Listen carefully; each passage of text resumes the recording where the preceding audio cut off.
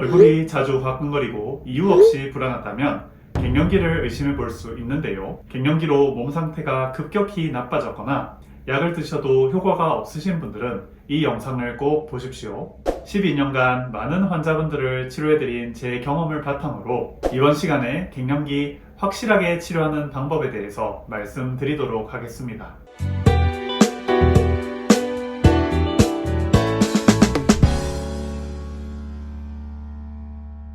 안녕하세요. 한약의 소리 한의학 박사 김조영입니다. 일반적으로 갱년기 치료를 위해서 서양의학적으로는 호르몬 요법을 많이 사용합니다. 에스트로겐 단독요법 또는 에스트로겐 프로제스테론 복합 투여를 많이 사용합니다. 투여 방법도 경구투여, 경피투여, 근육투여, 비강투여, 질투여 등으로 다양합니다. 호르몬 요법을 사용하면 심혈관 질환, 불면증, 골다공증, 피부 노화, 당뇨병, 우울증, 건망증을 예방해줍니다. 하지만 에스트로겐 단독요법을 쓸 경우 유방통, 부종, 구역감, 하지 근육경련, 두통 등의 부작용을 초래하기도 합니다. 프로게스테론, 에스트로겐, 복합제를 쓸 경우 우울감, 불안장애, 방귀, 식욕 증가 등의 부작용을 나타낼 수도 있습니다. 그리고 두 경우 다 비정상 자궁출혈도 생길 수 있습니다. 유방암, 에스트로겐 의존성 악성 종양, 활동성 간질환, 담낭질환, 질출혈, 혈전증이나 색전증처럼 특발성 심혈관 질환이 있는 경우는 호르몬 요법을 금기해야 될 수도 있습니다. 그래서 학계에서는 티볼론, 에스테롤, 선택적 에스트로겐 수용체 조절제, 비호르몬 요법, 항우울제, 식물에서 섭취하는 자연 에스트로겐인 파이토 에스트로젠 등의 대체 요법도 활발히 연구하고 있습니다. 앞서 말씀드린 호르몬 요법 외로 다른 치료법은 없을까요? 한의학의 바이블인 황제내경 상고천진론에도 갱년기에 대한 내용이 나와 있습니다. 여자가 49세에 인맥이 허하고 태충맥이 쇠하며 천계가 고갈되고 땅의 도가 통하지 않아서 혐이 어그러지고 자식을 낳을 수 없다 라고 적혀 있습니다. 여기서 말하는 인맥은 인체의 앞면을 지나가는 경맥이고요. 태충맥은 엄지발가락과 검지발가락 사이의 맥동처로 간경락이며 자궁과 밀접합니다. 천계가 바로 호르몬, 땅의 도가 곧 자궁의 기능이라고 보셔도 무방합니다. 완경 전후로 천계, 즉 호르몬이 고갈되고 땅의 도, 즉 자궁의 기능이 점차 쇠퇴하고 생식 기능이 점차 상실되고 장부의 기능이 점점 쇠퇴하게 되는 것이지요.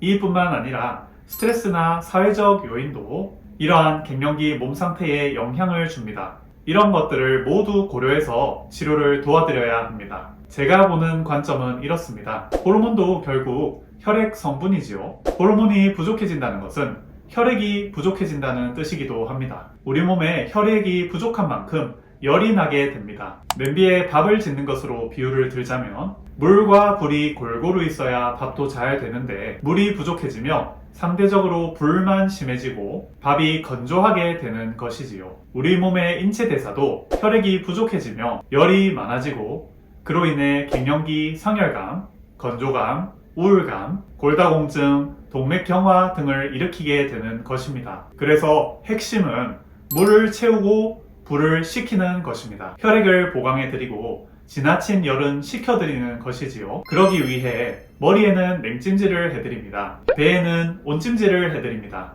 침을 오장육부 몸 상태에 맞게 놔드립니다. 저는 사암침을 애용합니다. 심장과 간에 열이 많은 경우 간승격이라는 사암침을, 상대적으로 폐와 신장이 약해진 경우 신정격, 심장과 비장이 약하고 간에 열이 쌓인 경우 비정격, 심장, 간, 신장이 다 약해진 경우 심신구허침 등등 맥상을 보고 맥에 맞게 침을 놔드립니다. 오장육부 불균형보다 상열, 하한 등의 증상이 심할 때는 조선침 중 기경상배치열법, 하초정열법 등도 응용합니다. 약침도 몸 상태에 맞게 청대약침, 산삼약침, 자아거약침, 녹용약침, 당귀약침, JS약침 등을 이용하여 각 부위의 밸런스를 잡아드립니다. 한약도 각 개인의 몸 상태에 맞게 지어드립니다. 청리자감탕, 가미소요산이라는 혈액을 보강하고 열을 식히는 처방이 필요한 분도 계시고요. 돼지탕이라는 심장을 강화하는 처방이 필요한 분도 계십니다. 과귀음이라는 신장의 진액을 보강하는 처방이 필요하신 분도 계시지요. 양격산화탕이라는 상체의 열을 적극적으로 식혀드리는 처방이 필요한 분도 계십니다.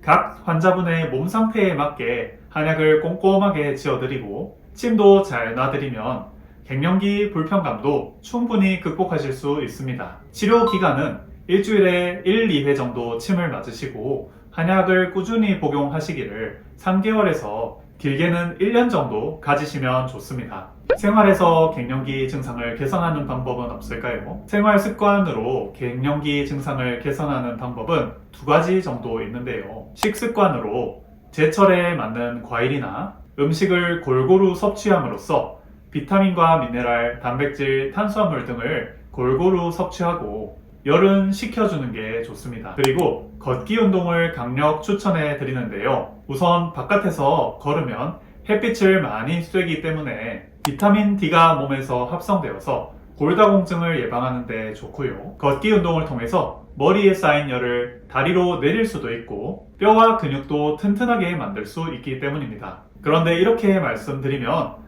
내 체질에 맞는 과일과 음식은 무엇이 있을까 궁금하신 분들이 많으실 겁니다. 제가 지난번에 올려드린 갱년기 약 없이 치료하는 법을 보시면 도움이 많이 되실 겁니다.